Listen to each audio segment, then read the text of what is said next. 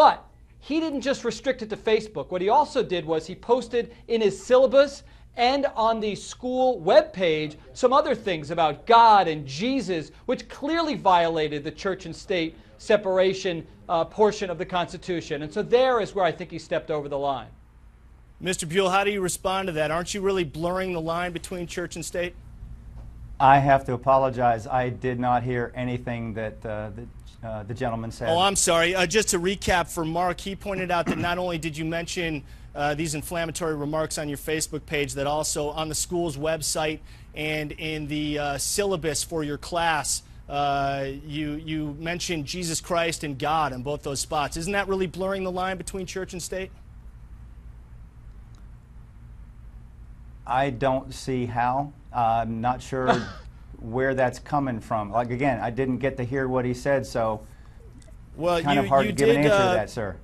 You did well, put I'll in tell your you this. syllabus. Go ahead, Mark.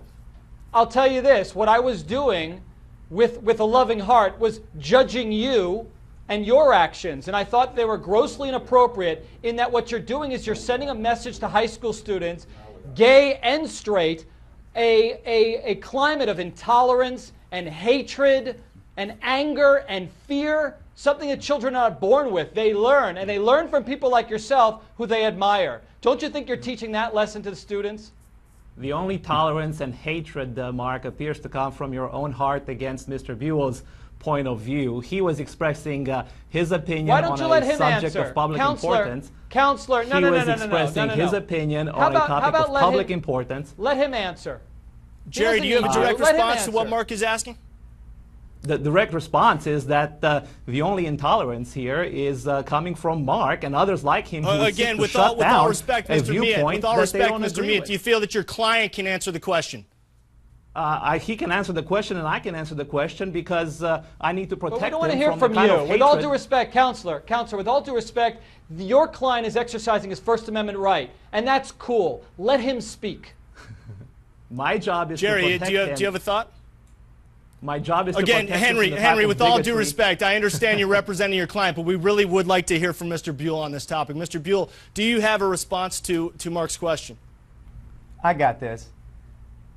Yesterday when my kids came in for the first time, for my 3 classes, I explained to them that I challenged them to find another place in the school where they will be more protected, where they will be more respected, and where they will be more loved. And then I proceed through the rest of the introduction time to explain how I do that. And I inform them that well, it does not Jerry, matter I want to race. say that's Let me very finish, gracious please. of you, and I think that you're being very kind to your students, but you didn't answer the question.